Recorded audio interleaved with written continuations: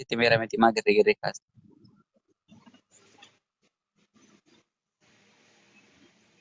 Okay. Amma takka mudhachaa Achi dhaabbatti siin ta'u moo si abbummaan muuziqaa Ana asiin deemu tun asiin deemu si deemuun jaaladhani asi dhaabbadha.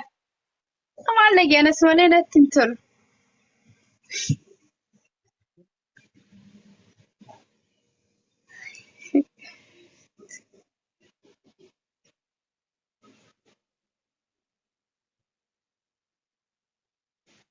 Abduraa jirtaa qabna. Boona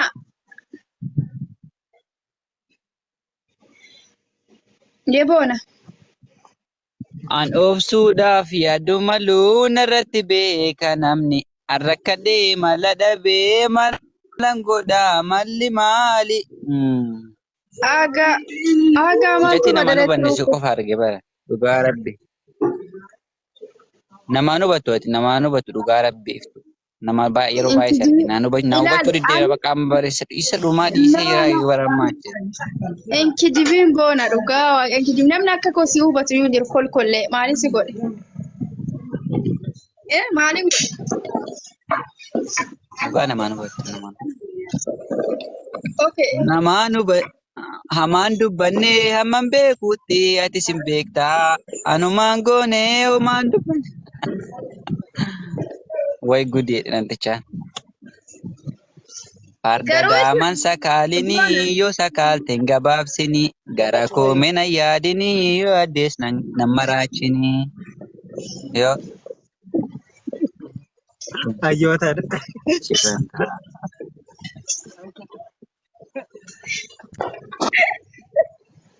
Ante oomisha qofa tokko ni.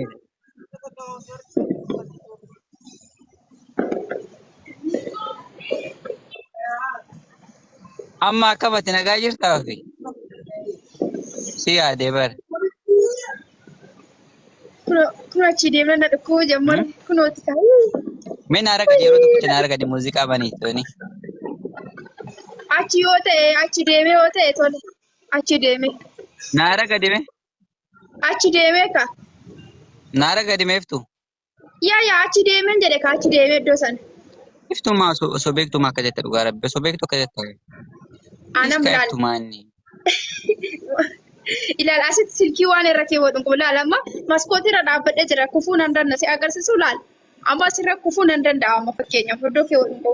Achitti. Bakka dhiisi irra gadi. Dhiisi nagala dadhabdaa dhiisi bakka irra gadi nagala dadhabdaa waan ta'eef irra gadi dhiisi. Okay akka Guyyaan kana hojii walii irra oolte galee. waan ta'eef dhiisi. No, hojiin hojjenna. Hojii uumaan hojjenna. Ani si ragadu? Ragada barbaadan jira.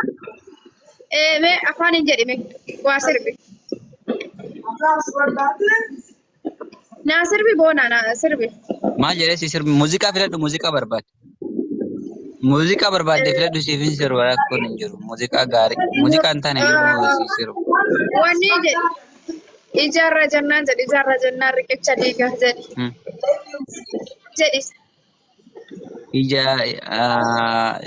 filannoo sadi naa godhittoni muuziqaa tokko keessa sirba. Maattee. Maatte boona. Maal jettee? Muuziqaa filannoo naa godhi kaa muuziqaa baay'ee na filachiisi. Muuziqaa baay'ee na filachiisi.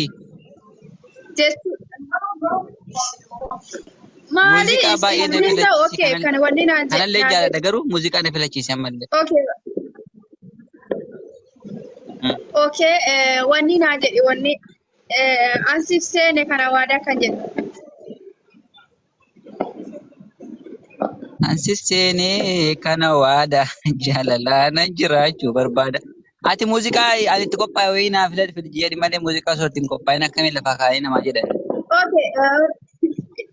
Qalloo koo maalirra jedhe qalloo koo maalirra iluurra dhaabbadhee kan jedhu sana. Isa naa jedhe. Ati qalloo miti kaasanii akka qalloo siin jedha. Akkanaa miti iluurra dhaabbadheen bosona daawwadhee kan jedhu sana naa jedhe. Jadi wae ka maal wae kalleen akka waan si ga'uun qabu jedhi. Halloo koo maali? Obsaa. Badeen bosona. Jadi. Ani amma ilaali ani amma umrii dargaggummaa irra jira. Sagaleen kiyya furdatee jira. Sa'aatii kanatti akkamiin na sirbinaan jettaa? Kalloo koo maaliiree ilurra dhaabbateen bosona doowwadhee wanna waamtu seenoo duuba mul'adhee wanna waamtu seenoo duuba mul'adhee.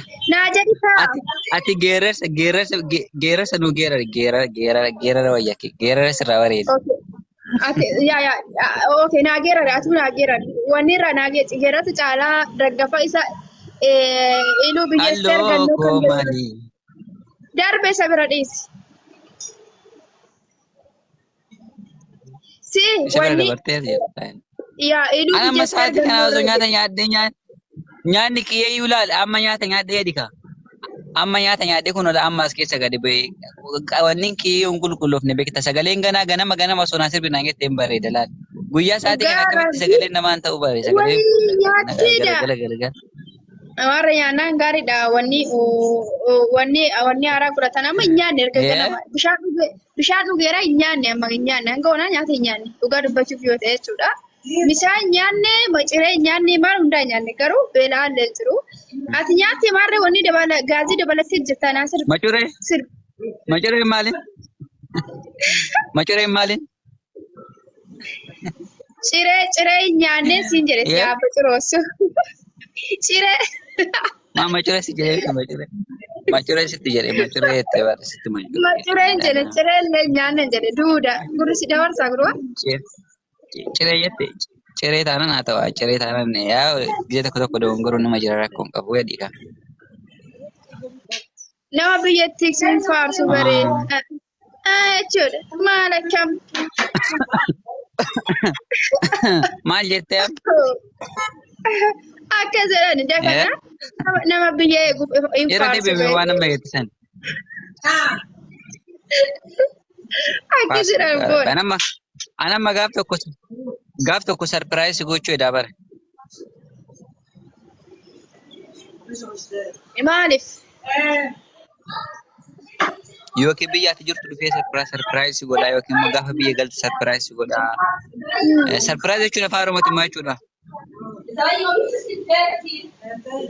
Gaggabsaa.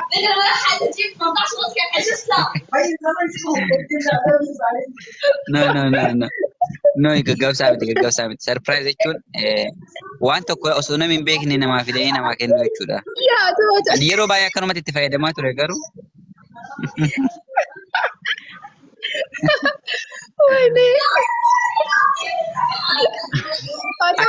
Gammachiisa. Osoo beekin gaggaboo namni gammachuun hin gaggaba naasuun hin gaggaba gaggabsaa jedhama akkasa.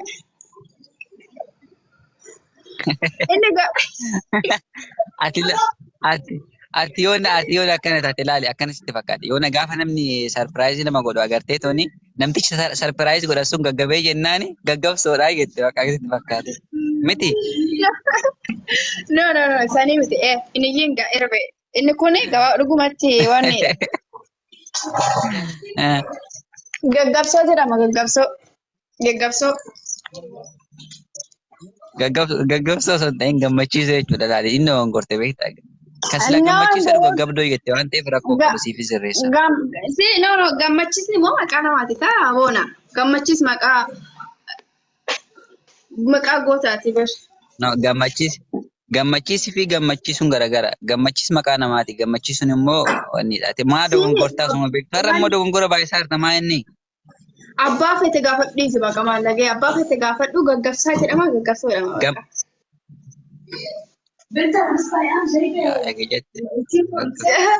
Awwayi boona. Ammoo sitti qoose tolee sagee sitti qoose kana fudhattee akka hin deemne. Maaliif qoostaa? Lakkeen immoo ani hin beeku moo ani bara malaali kana hunda dubbachuuf kan si mormu beektaa yoo sirriitti si morme waan wayiitti na tuqxa jedheeti malee sirriitti si morma beektaa si mormu garuu. Ila azala ammoo maal jedhanii maa qoosa afaan keenyatti ijoo warra keessatti Numtiyyuu qoosaa jirra ijoollee qoosaa jirra saniif. Oh, kena Taap godha ke taap gochuu copy godha. marataa ko akkam jirtaan aguma. Eenyummaa Siboon maraataan kee? Hmm. abbaa Zaariyoos jeneraala kiyya amananii si keeyyatan jaarsa biyya. Waa jedhanii siruutti na irraanfadhe. Ati yoo koye Abbaa waan amma wanni isin irratti maaliif ijoollee raayifaa hin godhiniif koo ijoolleen ta'e nabar wanni jechaa hin jiran. Lammi walagga ijoolleen amma ijoolleen kun inni wal argatte wallahi. Ijoollee gaara guddaa nu gidduu. Anaaf ishii gidduu gaara guddaa jira wali bira ga'uuf ganaa waan baay'ee nu barbaachisa beektan. dhugaa namni hin beeku miskiina mulaagaa baay'ee akka jidduu keenya jiru hin beekan bara nama nyaatu uummata kana barbeeksa. Osoo amma akkas ta'uu baane sila haga naaf iftuu wal baran ijjee meeqa sila yoo naqaata wal agarra. Garuu gaara guddaa kana midiiguu hin dandeenye nu dura jira. Kana kun agartanii kanadha.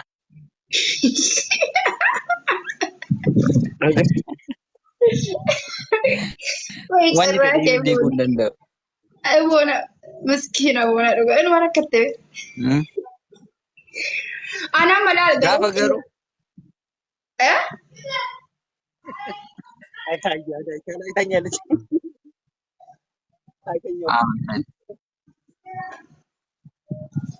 Yaa waaqayyo biyya Gaafa rabbi walitti nu fide rakkoon hin jiru. Gaafa rabbi ilaala namni Oromoo lukkeen uummanni nurraa kaasti bariftuu yoo barbaadde. hundi keenya jechuudha hundi keenya dhugaa waaqa hundi keenya gaafa rabbi jedhe gaafa guyyaan ga'e galma tokko jalattidha kan wal agarru jechuudha warri oddoo hunda biyyoota garaagaraa addunyaa keessa facaanee jiru uummanni Oromoo gaafa rabbi jedhe gaafa guyyaan tokko hin dhufa galma tokko jalatti iddootti hiriiru iddootti wal agarra iddootti namni tokko waamee uummanni miliyoona meeqa akka hawwaatu abdiin qabaa jechuudha. Guddaatti qaawwan dhageenye akkasitti deebinu abdiin qaba jechuudha gara fuulduraatti yoollee ofii arguu baanne dhalli keenya akka argitu abdiin qaba. Yoo alama jiru kana keessatti immoo akka namaan dabarsuudha. Hundi keenya wal agarraa jechuudha naaf boonaa qofa osoo hin taane. Garuu amma yeroo kanatti gaafa barbaadan boonaa faana dhukkee kaasee biyyoo isaan nyaachisaa gaafa barbaadan immoo yoo nan qabadhan amalumaan. Where are you doing? Where are you doing? Dhugaa jaarsa keetii. Ijoolleen jaarsa keetiitti ijoollee maal taatan uuzi billaahi maal taatan. Ijoollee jaartii miti. Jaartii tiyya miti ani ka jiru qabsoo ishiin ka jirtu baay'ee walirraa fagaannee jirra ijoollee tiyya. Noon ila keeftuu deebinatti hin deebisin. Akka afaan kennuuf haa ta'u sanyii goota.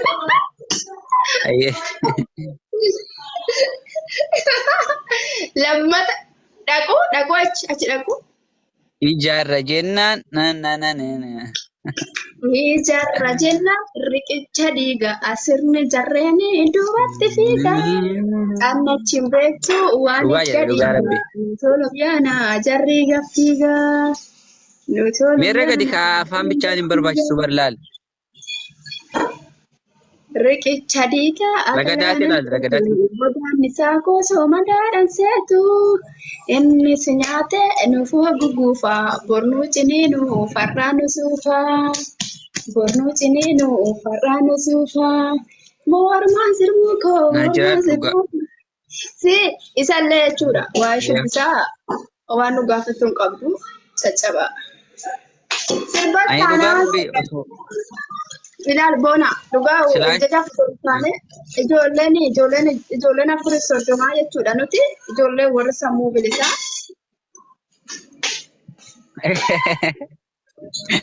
Warri sammuu gulbeenyu inni reentala. Girri di. Si akka dhugaa jechuun wanni fudhadhu fa'aa ishii kana sorgoof sookoo qabdi dubbittiin kanaafuu nuti waan hundaa tokko sanaa galee kennaan miti. Naagalee naan miti akkasi gaafadhaa jiru. Kanaafuu rakkoon hin jirtudha. Shubbisas taanaan wellus taanaan geerarsas taanaan bifa adda addaatiin dhufnaa jechuudha sii galee. Shakkii hin qabnu nuti kanarratti. Ijoollee ilaale akkanatti waliin taphadhaa laale warri asii achi deemtanii akkana jettan laale. Har'a wati wayii hojjedhee TikTok irratti gadhiisanii maal naan jedhe zayitii itti baay'ate zayitii namni Wayne. zayitii akkanatti wadaddee jirtu maal gochuu akkanatti itti na hidhaan jira dhugaa rabbi. Achumarraan dafee irraa balleessinetti kolfan jedhe. Ani ganaa barlaale osoo hojjedhee hin geessini akkanumatti hin guraallee bicha achumarraan chiki takka hojjedhee hin beeku jedhe. Waxii maal Akka hojjette hojjedhee hin boona? beeku jedhe. Okay, maali Wati wayii waxii? hojjedhee tuni. Waxii maali? Misira moo Waxiin dokkee?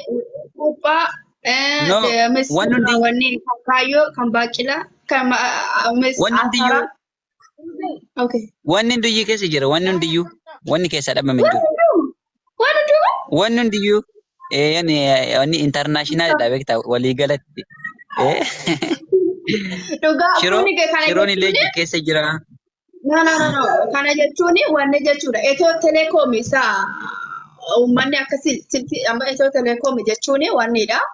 Itoo teleekoomi sababa silkiif amma fakkeenyaaf silkii itoo teleekoomi kana nama hedduutu itti fayyadama. Amma waxina kee hojjettee kana faana wal qabachuu ni danda'a jechuudha kamaa jechuudha. Amma wanti hunduu keessa jiraachuu bira. Naa komatan jedheeti bari. Fakkeenyaaf yoo shiroo fakkeenyaaf hin jiraa miti shiroo yoo hojjedhe kikkina waxiin kikki na komatti beekta. Saniif iyyuu waan hundayyuu walitti makee hojjedhe malee jaaladhes. Amma yoo misira hojjettee gaayyoon na komataa, gaayyoo yoo hojjette immoo baaqelaan na komataadha.